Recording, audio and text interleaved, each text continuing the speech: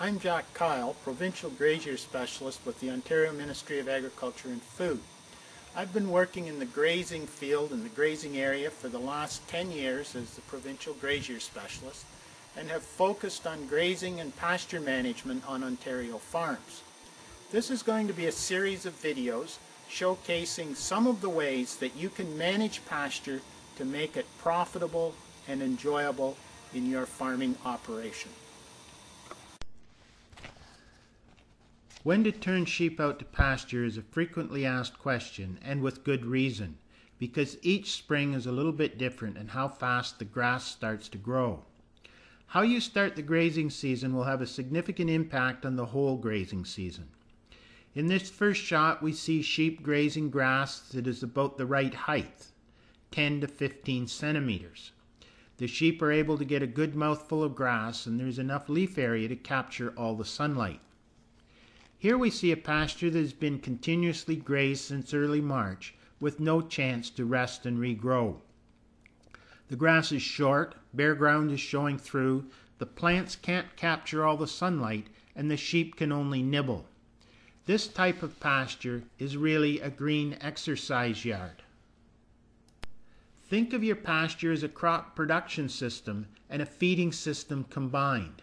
You want the maximum amount of forage produced and then make the best utilization of this forage. For sheep pasture, 10 to 20 centimeters of plant height is the ideal grazing zone, maximum plant growth and maximum intake. There is a grazing expression, a day in the spring will cost you 3 in the fall, meaning that a day too early in the spring will cost you 3 days of grazing in the fall. For spring turnout, you want the grass green and growing with at least 2 leaves visible on the plant. This means that the grass is likely about 7 centimeters tall, and we've had a week of nights with no or very light frost, and daytime temperatures have been about 8 degrees C or higher.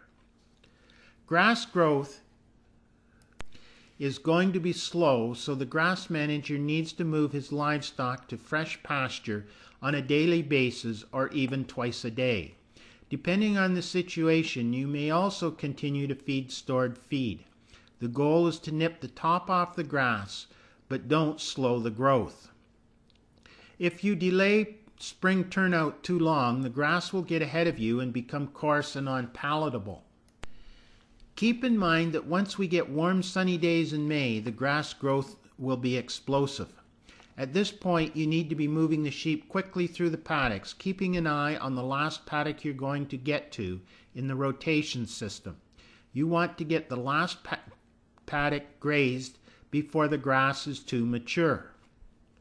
This will mean leaving what looks like a lot of grass behind, but you will get it in the next rotations through the paddock.